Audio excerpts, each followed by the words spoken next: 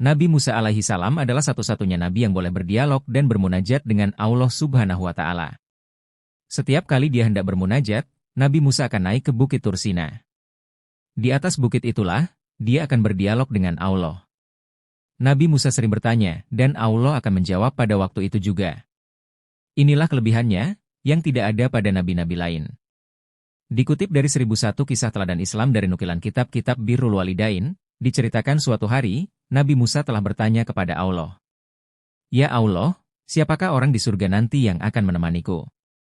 Allah pun menjawab, dengan mengatakan nama orang itu, kampung, serta tempat tinggalnya. Nabi Musa pun penasaran, seperti apa amalan pemuda itu hingga diberikan rahmat Allah berupa surga. Bahkan bukan hanya surga, si pemuda juga dijanjikan akan tinggal berdampingan dengan utusan Allah. Tentu hal tersebut sebuah keutamaan yang diberikan pada seseorang meski saleh sekalipun. Nabi Musa turun dari Bukit Tursina, kemudian mulai berjalan demi menemukan pemuda tersebut. Beliau mencari dari satu desa ke desa lainnya, dan bertanya kepada para penduduk mana tempat tinggalnya. Dengan pertolongan beberapa orang penduduk di situ, beliau bertemu dengan orang tersebut. Ia ternyata seorang pemuda. Setelah memberi salam, Nabi Musa dipersilahkan masuk dan duduk di ruang tamu. Kedatangan Nabi Musa membuat si pemuda kaget. Pemuda tersebut tak pernah menyangka seorang nabi mendatangi rumahnya seorang diri. Namun pemuda itu juga dilanda kegalauan karena Nabi Musa datang di saat ia harus melakukan suatu pekerjaan. Pemuda itu kemudian meminta maaf kepada Nabi Musa karena tidak dapat menjamunya. Ia pun meminta izin untuk keluar melakukan aktivitas rutinnya. Mengetahui hal itu Nabi Musa memakluminya dan meminta agar diizinkan bertandang selama beberapa waktu. Nabi Musa pun terus mengamati aktivitas si pemuda itu, untuk menjawab rasa penasaran dalam hatinya. Beliau sangat penasaran dan mempertanyakan amalan apa yang dilakukan oleh pemuda itu, sehingga menjadi seorang ahli surga yang mendapatkan kemuliaan. Nabi Musa dibuat terkaget ketika melihat pemuda tersebut menggendong seekor babi besar yang ia simpan di rumahnya. Pemuda tersebut bahkan memandikan babi itu dengan penuh kasih sayang. Dan setelah dimandikan, babi itu juga dikeringkan kemudian dipeluk dan cium, kemudian diantar ke tempat semula lagi. Perbuatan yang dilakukan itu, hampir saja membuat Nabi Musa menegur apa yang ia lakukan. Ternyata bukan hanya satu babi. Setelah merawat babi pertama, pemuda tersebut kemudian kembali mengeluarkan babi lain dari rumahnya. Hal sama pun juga dilakukan seperti halnya babi yang pertama. Usai melakukan hal tersebut, pemuda itu kemudian kembali menemui Nabi Musa. Nabi Musa kemudian bertanya, "Wahai saudaraku, apakah agamamu?" "Saya beragama Tauhid," jawab si pemuda. Nabi Musa kemudian kembali bertanya, "Lalu mengapa engkau memeliharakan babi?" Pemuda tersebut kemudian menjawab, bahwa kedua babi tersebut adalah orang tuanya. Kemudian ia mengisahkan, di suatu masa ia melihat petir menyambar kedua orang tuanya. Saat itu ia berpikir orang tuanya telah tewas. Namun ternyata, ia mendapati bukan jenazah orang tuanya, melainkan 2 ekor babi. 2 babi tersebut kemudian ia bawa pulang dan dirawat dengan baik. Mereka telah melakukan dosa besar, sehingga Allah mengganti rupa mereka dengan rupa babi, kata pemuda tersebut. Meski pemuda itu tahu, kalau kedua orang tuanya telah bermaksiat kepada Allah sampai mendapatkan azab, pemuda tersebut tetap dengan berbakti merawat keduanya. Bahkan rupa kedua orang tuanya yang saat ini menjadi babi, ia pun tak mempermasalahkannya. Pemuda tersebut tetap merasa berkewajiban sebagai anak untuk berbakti pada orang tua. Setiap hari aku berdoa agar Allah mengampuni dosa mereka dan mengembalikan wujud mereka seperti sedia kala, namun Allah belum mengabulkan doaku. Maka seketika itu juga, Allah menurunkan wahyu kepada Nabi Musa alaihi salam. Wahai Musa, inilah orang yang akan bertetangga dengan kamu di surga nanti, baktinya sangat tinggi kepada kedua orang tuanya. Walaupun orang tuanya berbentuk babi, dia tetap berbakti dan menjalankan kewajibannya sebagai anak. Oleh karena itu kunaikkan makamnya sebagai anak soleh di sisiku. Allah juga berfirman lagi yang bermaksud, oleh karena dia telah berada di makam yang tinggi sebagai anak yang soleh di sisiku, kini aku kabulkan doanya. Tempat kedua ibu bapaknya yang tadinya aku sediakan dalam neraka, kini telah kupindahkan ke dalam surga. Itulah berkat anak yang soleh. 2 anak yang soleh dapat menebus dosa orang tuanya yang awal mulanya akan dimasukkan ke dalam neraka, akhirnya dipindahkan ke surga. Ini adalah syarat berbakti kepada orang tuanya, walaupun wajah ibu dan ayahnya seperti babi. Mudah-mudahan orang tua kita mendapat tempat yang baik di akhirat kelak. Seburuk apapun kedua orang tua kita itu bukan urusan kita. Urusan kita adalah menjaga mereka dengan penuh kasih sayang sebagaimana mereka menjaga kita sewaktu kecil hingga dewasa. Sebanyak apapun dosa yang mereka lakukan, itu juga bukan urusan kita. Urusan kita adalah meminta ampun kepada Allah Subhanahu wa Ta'ala, supaya kedua orang tua kita diampuni oleh Allah Subhanahu wa Ta'ala. Dua anak yang soleh akan membantu kedua orang tua untuk mendapatkan tempat yang baik di akhirat. Inilah yang dinanti-nantikan oleh para orang tua di alam kubur. Arti sayang seorang anak kepada kedua orang tua bukan melalui uang, tetapi sayang seorang anak pada kedua orang tua adalah dengan doa, supaya kedua orang tua kita mendapatkan tempat yang terbaik di sisi Allah. Setelah ditelusuri riwayat paling awal tentang kisah Nabi Musa dan babi, bersumber dari kitab Qut Al-Qulub fi Mu Amalahal Mahbub wa Wash Al-Murid ila Makam Tauhid, atau yang sering disingkat Qut Al-Qulub. Kitab yang berisi tentang ajaran tasawuf tersebut merupakan buah karya tokoh sufi bernama Abu Talib Al-Makki, W386H. Dari kitab tersebut, kisah Nabi Musa dan babi ini kemudian dikutip beberapa kitab lain, seperti Ihya Al-Ulum Eddin karya Imam Al-Ghazali, W505H, Hayat Al-Hayawan Al-Kubra karya Kamaluddin Muhammad bin Musa Ed-Damiri, W808H, dan Barikah Mahmudiyah fi Syartarika Muhammadiyah wa Syariah Nabawiyah karya Muhammad bin Bir Ali bin Iskandar Ar-Rumi Al-Birkiwi, W981H.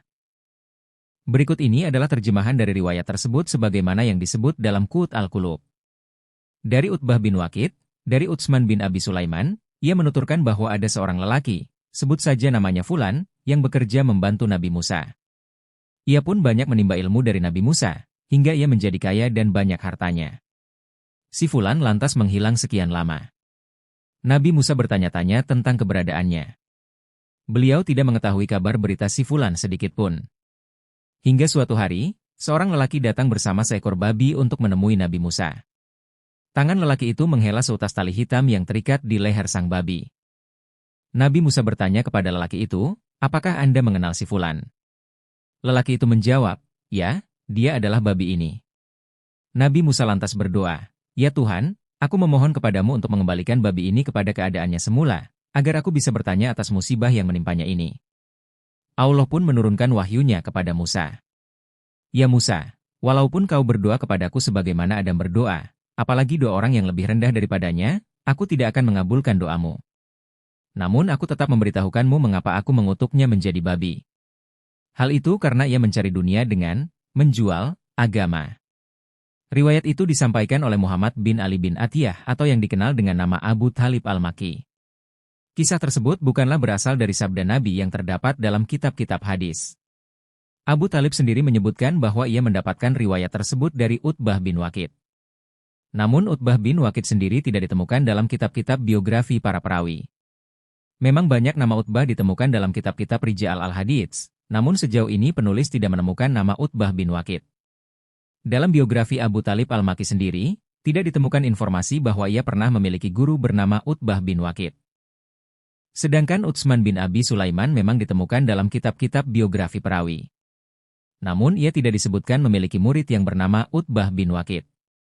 Utsman bin Abi Sulaiman sendiri disebut sebagai perawi yang bisa dipercaya, siqah, oleh para ahli hadis sebagaimana ditegaskan oleh Abu Hatim dalam karyanya Al-Jarh wa At-Ta'dil.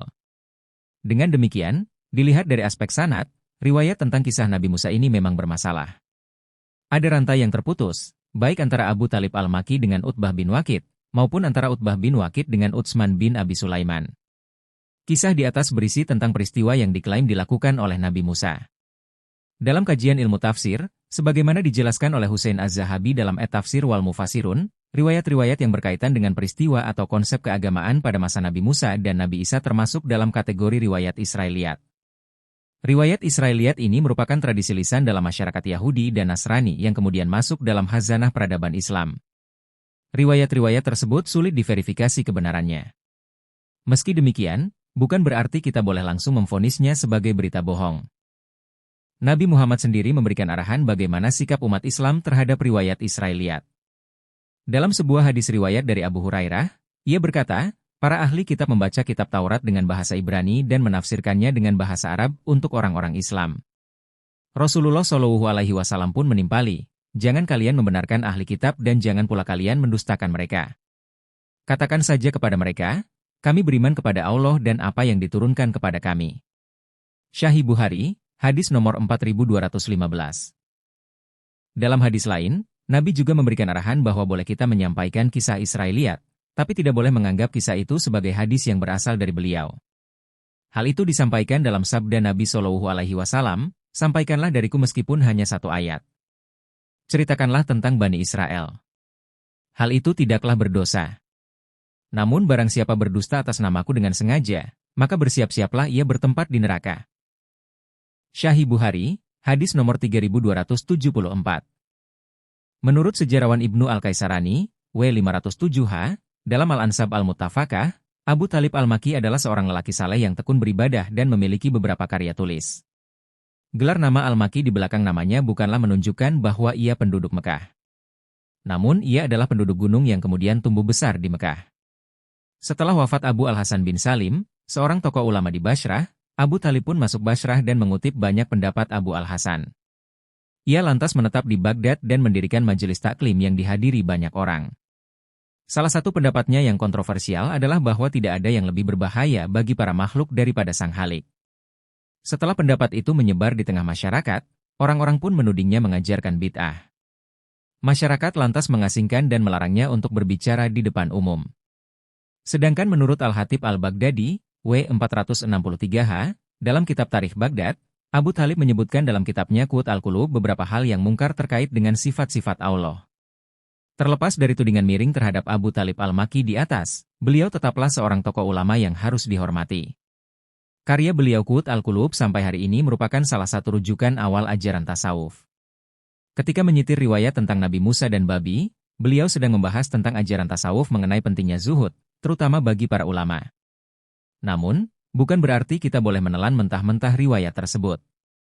Karena riwayat-riwayat Israiliyat tersebut memang sulit untuk diverifikasi kebenarannya.